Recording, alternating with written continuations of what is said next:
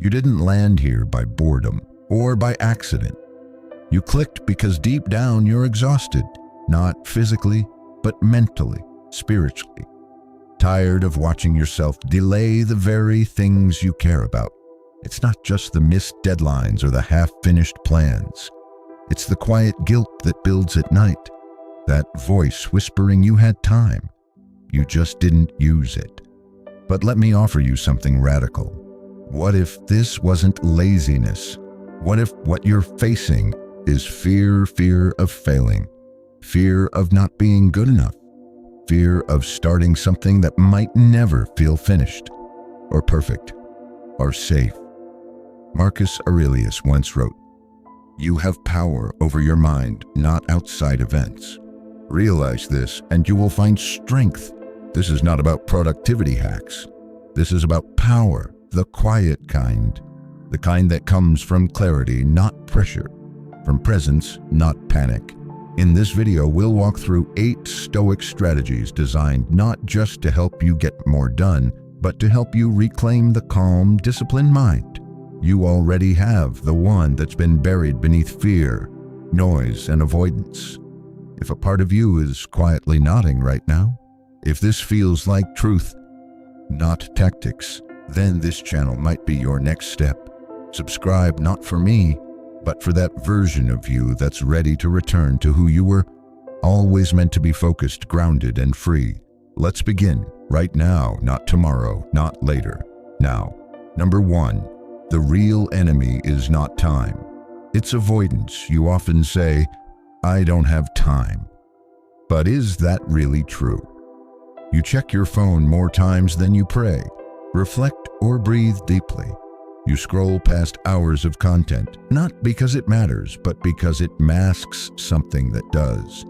You organize your desk, rewatch an old video, clean the fridge, stare out the window, and the task you meant to start, it sits there, untouched, growing heavier, louder, more distant. It's not time that's missing, it's clarity, it's courage. It's the willingness to stand still and look at the discomfort you've been avoiding. Marcus Aurelius said, "If you are pained by any external thing, it is not this thing that disturbs you, but your own judgment about it." And there it is, the core of your procrastination. Not the task, but the story you've told yourself about it. You avoid writing the first sentence not because writing is hard, but because you fear the sentence won't be good enough. You delay the phone call not because it's long, but because it could lead to rejection. You don't start the business idea not because you lack the knowledge, but because success might reveal a version of yourself you're not sure you're ready to meet. Avoidance is clever. It wears the mask of fatigue, distraction, even self-care. But underneath it is fear dressed in comfort. Picture a foggy forest. You stand at the edge. The fog isn't dangerous, but it feels uncertain. You don't step in not because you know there's something harmful, but because you don't know. So you wait. And the longer you wait, the thicker the fog appears. That's avoidance. But if you take one small step, something shifts. You realize the path is walkable. You notice the fog isn't as thick as it looked from outside. And though the fear doesn't vanish, it loses its grip. That's what happens when you face the thing you've been delaying.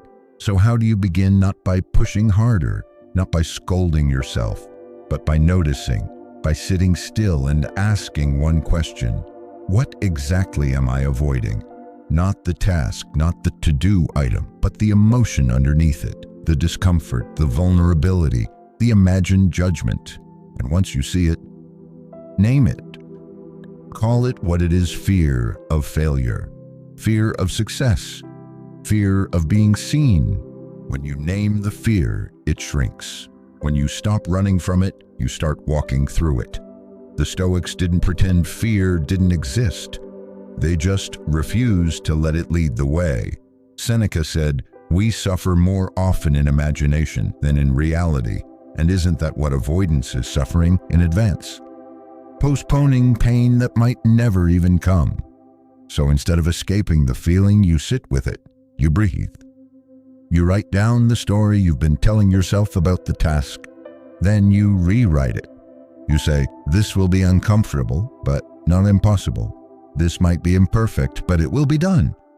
This might be slow, but it will begin today. You start with 5 minutes. That's it. Set a timer. Start the thing you fear, not to finish it, but to face it. When the timer ends, you've already begun. You've broken the spell of avoidance.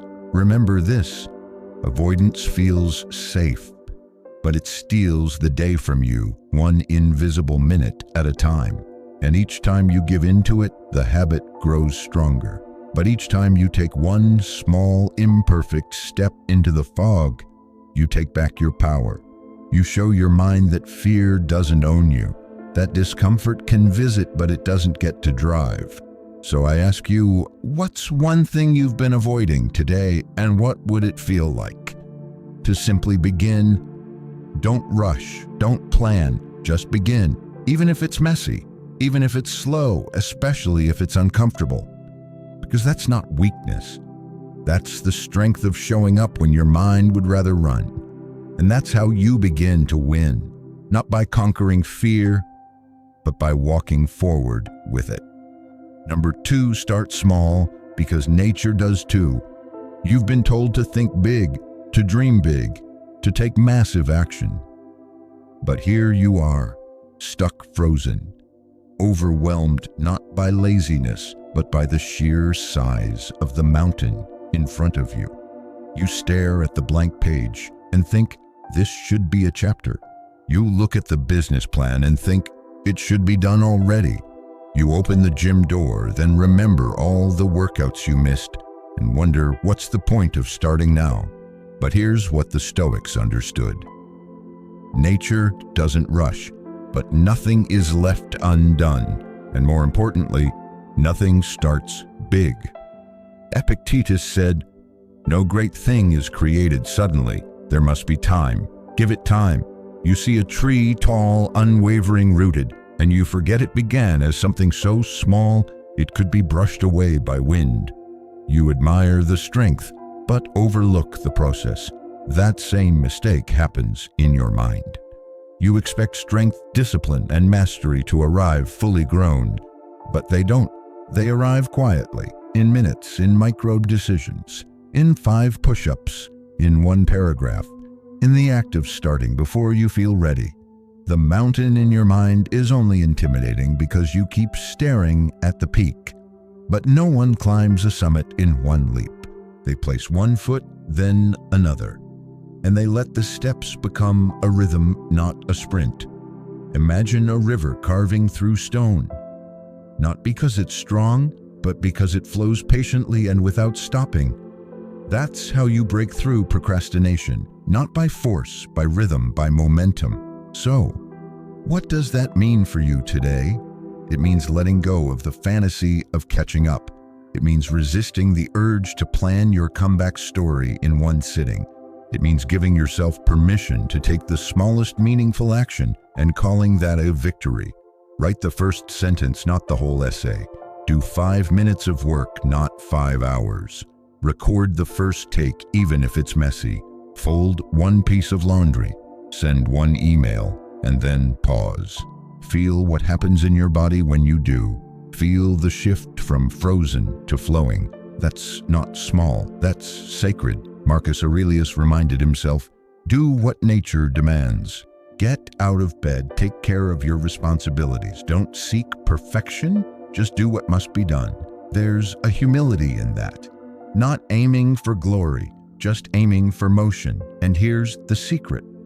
When you start small, your mind stops panicking. It stops picturing failure because the task becomes simple again, doable. Human, that's why it works, because it returns you to presence. It says you don't have to be the person who finishes, just be the person who begins. And that identity, the one who starts, that's where change lives. You don't become consistent by overhauling your life in a weekend. You become consistent by trusting that small actions compound. Think about the ocean. Its tides shape cliffs, carry ships, nourish ecosystems, and yet it begins with droplets. So ask yourself, what is the droplet of action I can take today? Not in a week, not when life calms down, now. Because when you zoom out, when you look back, you won't remember the massive action you planned but never started. You'll remember the day you quietly returned to yourself and placed one small stone and then another until something steady began to grow beneath your feet. This isn't weakness, it's wisdom. To walk calmly, to act simply, to trust that something powerful is building in the background. You are not behind. You are not broken. You are not too late. You're just one small, steady step away from momentum. Number 3, turn fear into preparation. Fear isn't always loud. Sometimes it shows up dressed as hesitation, a quiet tightening in your chest before you hit send, a sudden urge to do something else right as you're about to begin, an invisible weight that says, what if it doesn't go well? What if I am not enough? But let's pause. What if fear isn't your enemy? What if it's your messenger, a signal, not a stop sign? Seneca once wrote, "The wise man looks to the purpose of all actions, not merely the consequences." He wasn't telling you to ignore fear. He was telling you to question it, to use it. Fear is your mind's way of saying, slow down, pay attention, prepare. It's not trying to paralyze you, it's trying to protect you. But protection becomes a prison when you don't respond with clarity. Think of fear like thunder. It startles you, it rumbles through your body, but it doesn't strike. It's a warning of something unseen, not always something dangerous. And when you understand the storm, when you study the signs, it loses its grip. The Stoics didn't teach you to be fearless. They taught you to be prepared, to anticipate obstacle, not with dread, but with poise. Marcus Aurelius practiced the discipline of anticipation every morning. He called it premeditatio malorum, the premeditation of evils. Before he faced the world, he imagined the frustrations ahead, difficult people, delays, disappointments, and instead of dreading them, he trained his mind to meet them calmly. He didn't visualize disaster to scare himself. He did it to disarm the unknown. When you picture what could go wrong with balance, not panic, you take back control. You move from victim to strategist, from frozen to focused. This is how you transform fear into preparation.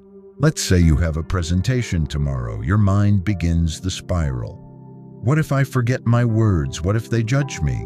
Stop, write it down, list the fears without censoring them.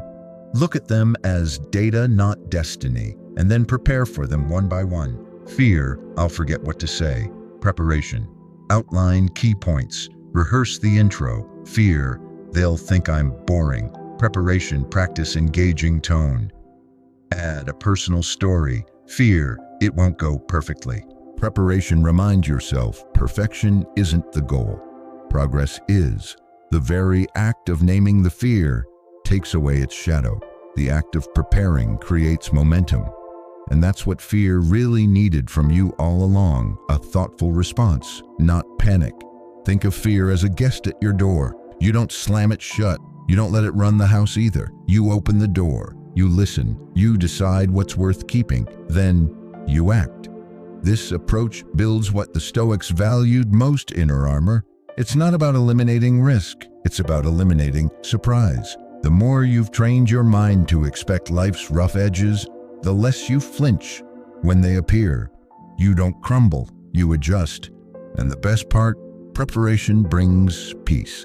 Because suddenly you're not just reacting to life, you're meeting it with readiness. Seneca put it this way: we are more often frightened than hurt, and we suffer more in imagination than in reality. How many days have you spent frozen in fear? But when the moment actually arrived, it was easier than you thought. That's the gap between anxiety and reality. And preparation builds the bridge. So the next time fear arises, pause. Ask it what it wants to tell you. And instead of running, plan. Because fear, when met with reflection, becomes focus. And that focus, it's what turns a panicked mind into a calm warrior. So here's your question today. What fear have you been avoiding? That's really just a call to prepare.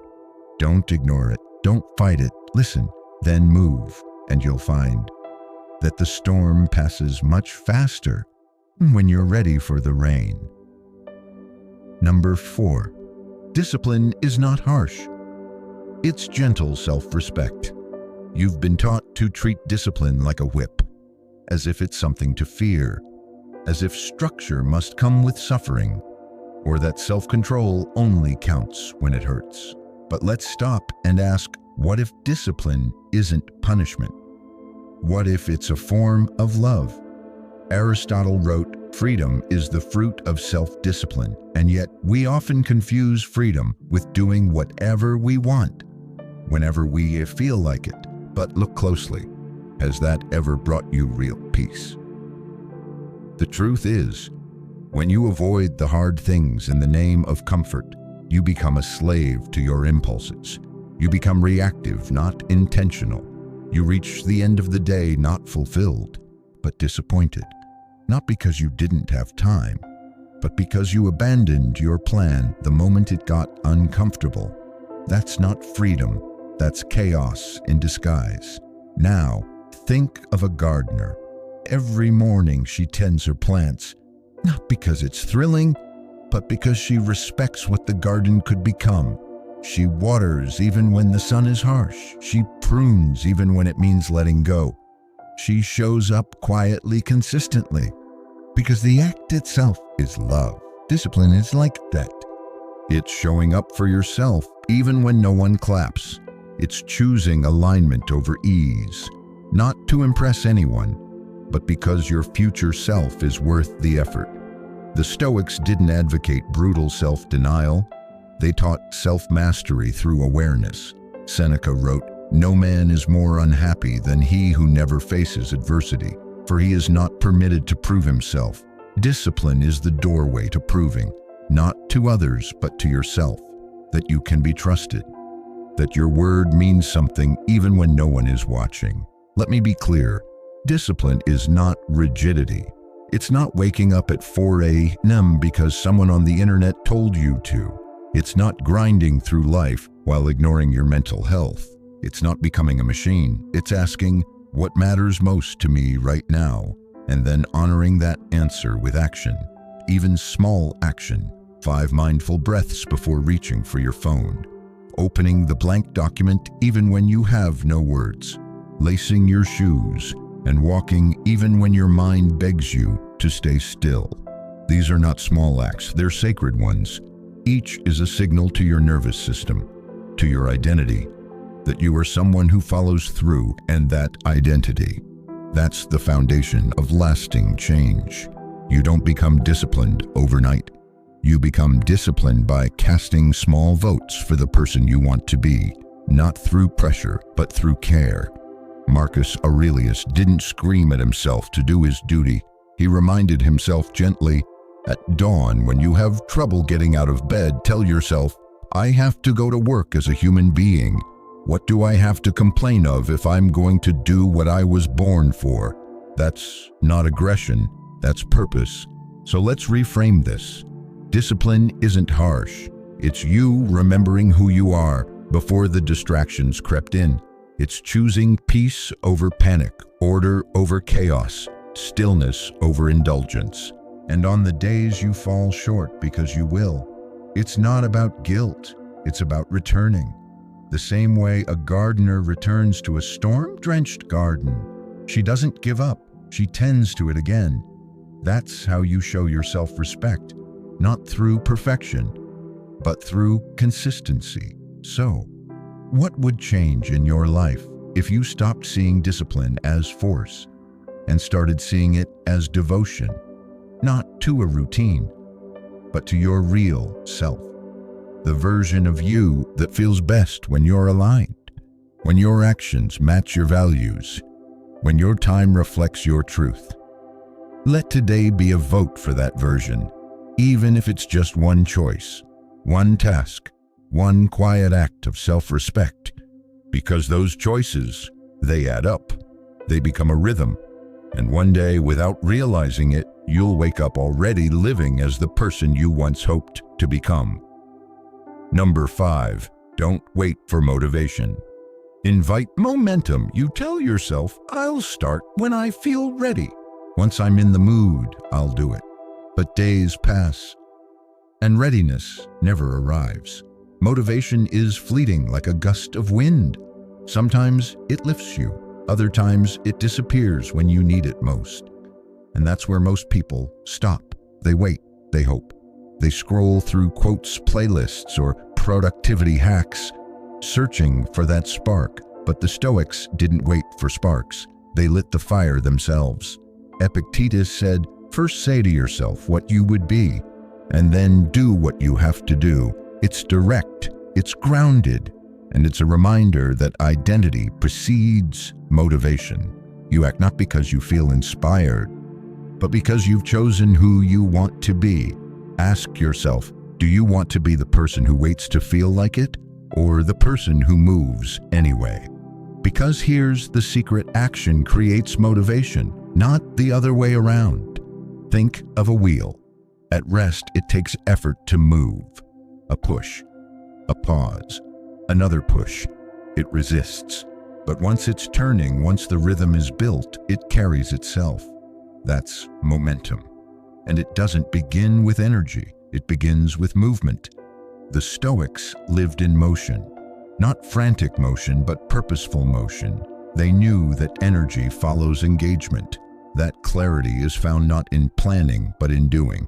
So when you feel stuck, when you feel flat, don't ask, how do I feel? Ask, what's the next small action I can take? The power of momentum is that it lowers resistance. The first 60 seconds of doing a task are the hardest. After that, your mind catches up. Your body follows. You don't need to do everything. You just need to start. Write one sentence, open the document, do 5 push-ups. Organize the first folder, stand up, breathe, begin. It's not about intensity, it's about consistency. It's about proving to yourself, I move forward even when I don't feel like it. This is how habits are formed, not through willpower alone, but through rhythm. Let's return to nature for a moment. Think of the sun rising. It doesn't burst into the sky all at once. It appears slowly, minute by minute, shifting the light, changing the air. You don't need the whole day to change your life. You need a morning that begins in motion. Motivation is romantic, but momentum is real. Motivation asks you to wait for the right mood. Momentum asks you to create the right environment. So shape your space, lay out your clothes, put your tools where you can see them, remove the distractions, make the action easier to begin. This isn't weakness, it's wisdom. You're not trying to force discipline, you're inviting it.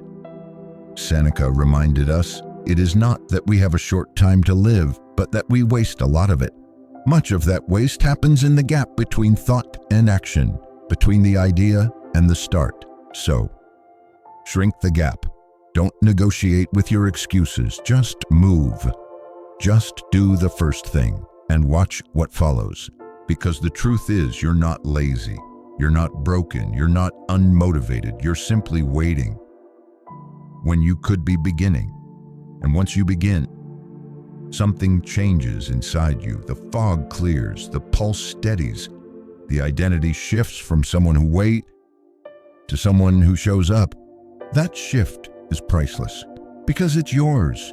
You didn't borrow it from inspiration, you built it. So here's your question. What's one small action, one push of the wheel you can take in the next 5 minutes? Don't make it grand. Make it real. Make it small. Make it now. And let that be enough. Because from that single motion, a rhythm can rise, a pattern can grow, and the person you've been waiting to become will finally have space to appear. Number 6, reframe the inner critic. You hear it before you even begin. That quiet, cutting voice in your head, the one that says, you're not ready, this won't be good enough. Why bother? It shows up when you try to create, to speak, to stretch, and it sounds so convincing, so familiar. You start believing it's you. But here's the truth. That voice isn't truth. It's memory. It's fear recycled. It's a survival instinct misapplied to your potential.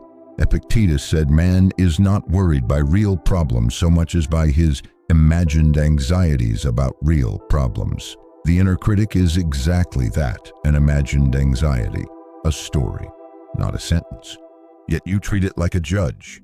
You hand over your progress for its approval. You ask it for permission to begin. But the inner critic doesn't care about progress. It only knows how to protect you from imagined danger, judgment, rejection, failure. And here's what the Stoics understood. Judgment from others is beyond your control, but judgment from yourself, that's something you can transform. Imagine a mirror covered in dust.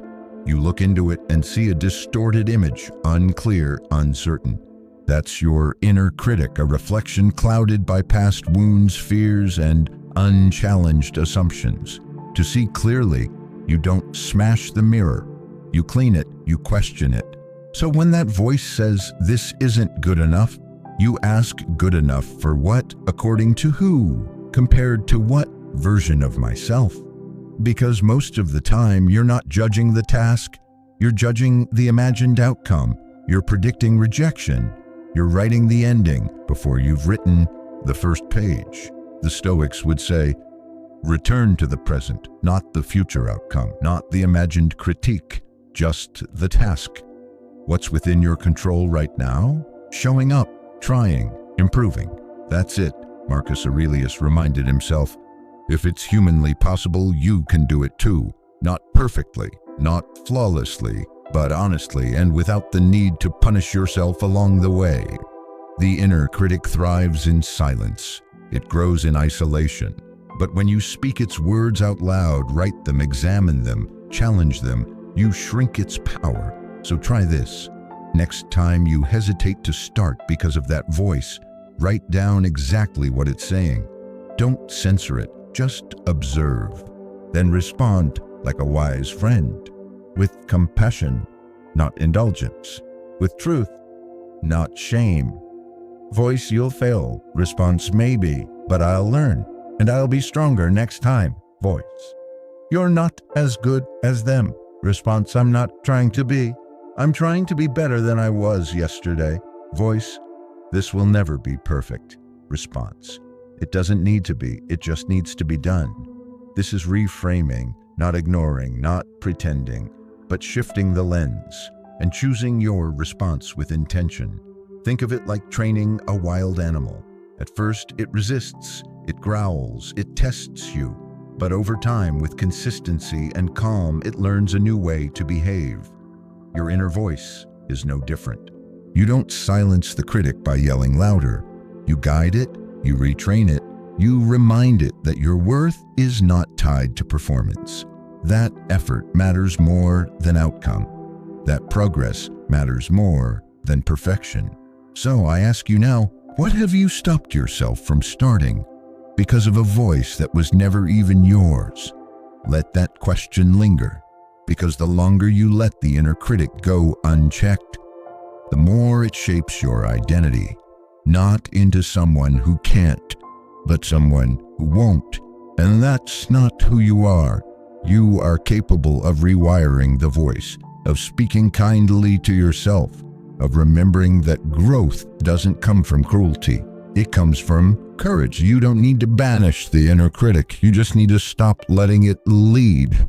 Let your actions speak louder than the voice in your head.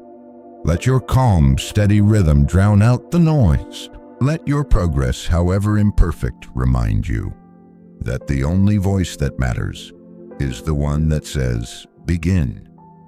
Number 7, accept the discomfort. It's the entry fee. You want clarity. You want progress. You want to move forward without the hesitation, the friction, the weight. But there's one thing standing between where you are and where you want to be. Discomfort. And here's the truth. You don't want to hear. You can't skip it. You can't hack your way around it. You can't eliminate it by waiting, planning, or thinking harder. Discomfort is the price of admission. It's not a punishment, it's a signal that you're leaving the comfort zone behind. Epictetus said, "If you want to improve, be content to be thought foolish and stupid." He wasn't glorifying pain.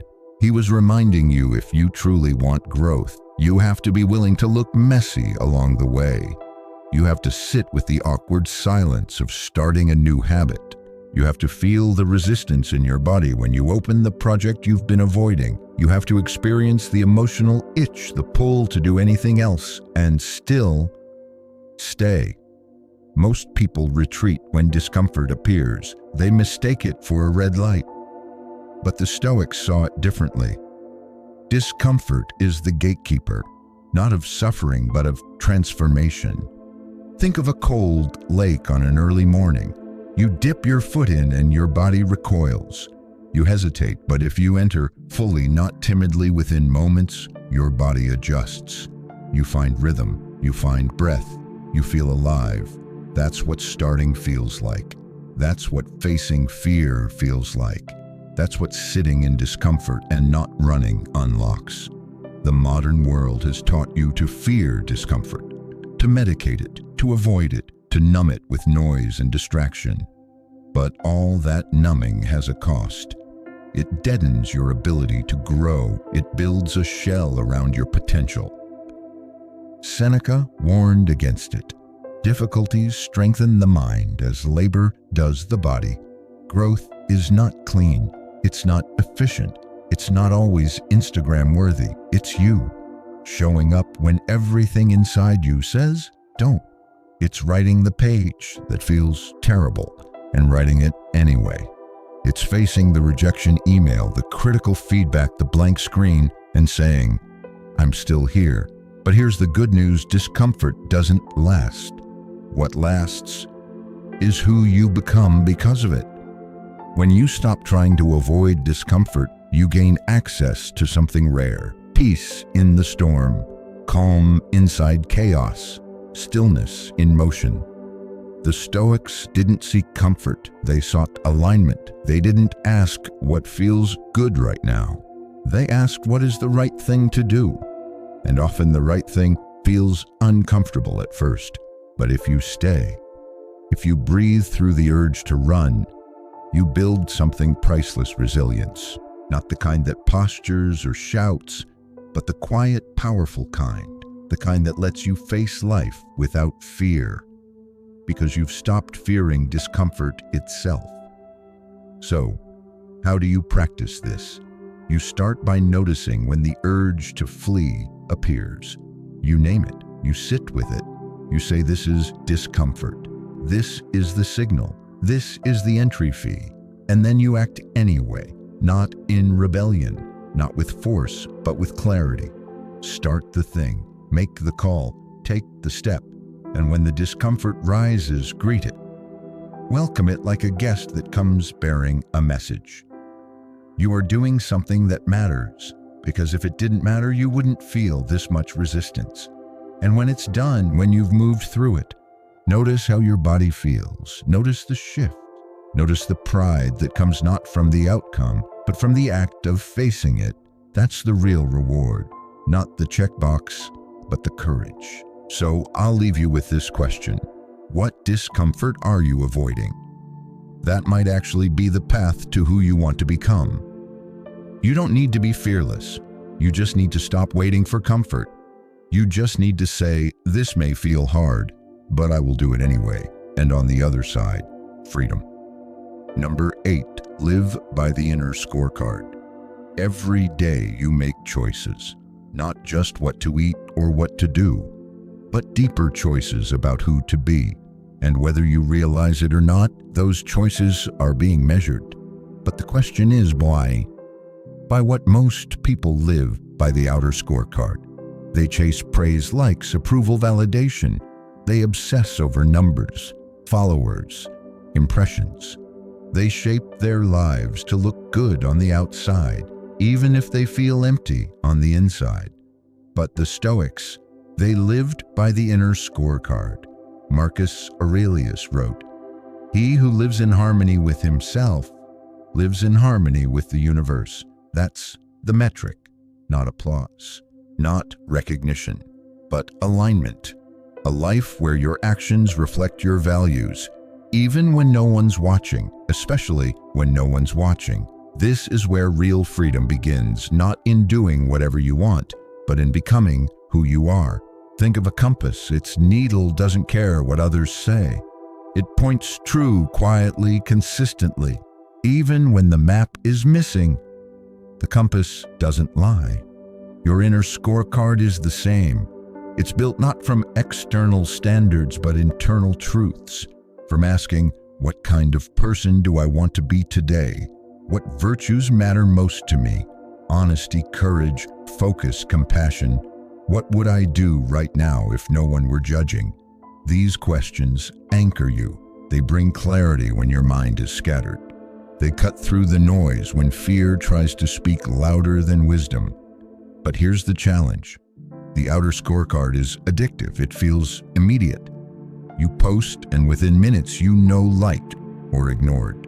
You speak and someone claps or criticizes.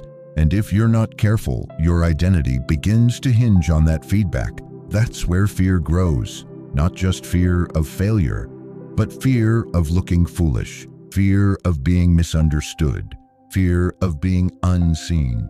But the Stoics remind us that fear loses its grip the moment you stop playing to the crowd. Epictetus said, "If you want to improve, be content to be thought foolish and stupid." It's not a command to be foolish, it's a call to stop depending on approval. Because the more you live for others, the less you belong to yourself. So what does this mean for your life today? It means choosing purpose over popularity. It means posting something that aligns with your truth, even if it doesn't perform. It means doing the deep work, the quiet work, the unglamorous work, because it matters to you. It means acting from principle, not pressure. Think of a river again. It doesn't check the shoreline to ask for direction.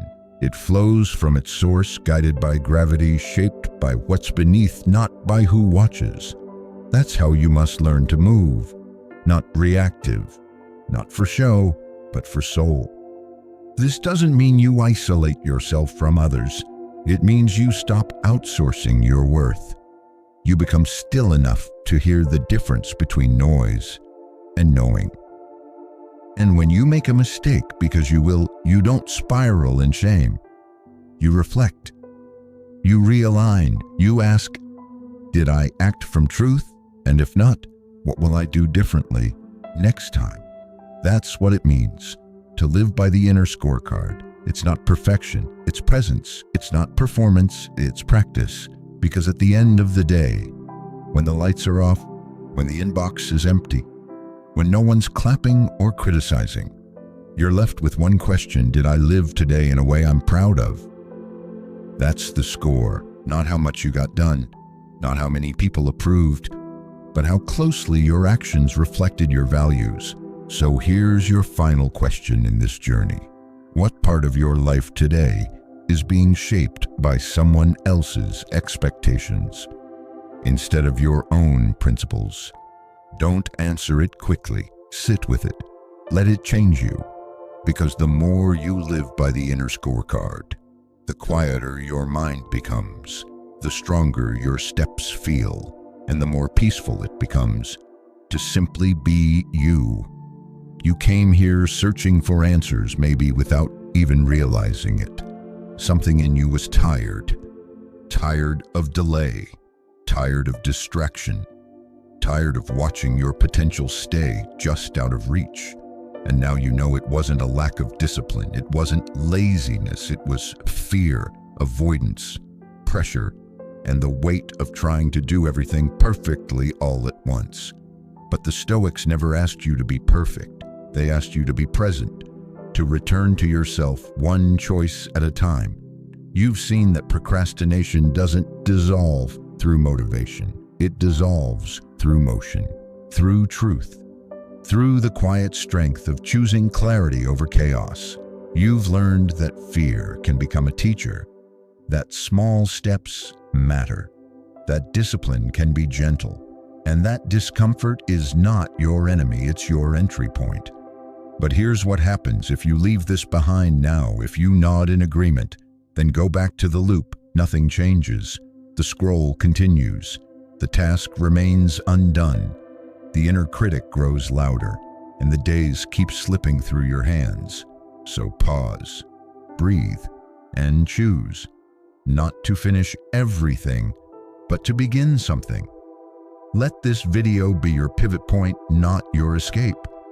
And if you want more like this, if something in you wants to keep walking this path, you know where to return. Subscribe not for content, but for practice, for rhythm, for reminders of who you are and who you are becoming. Still, focused, quietly powerful, unmoved by noise, moved only by purpose.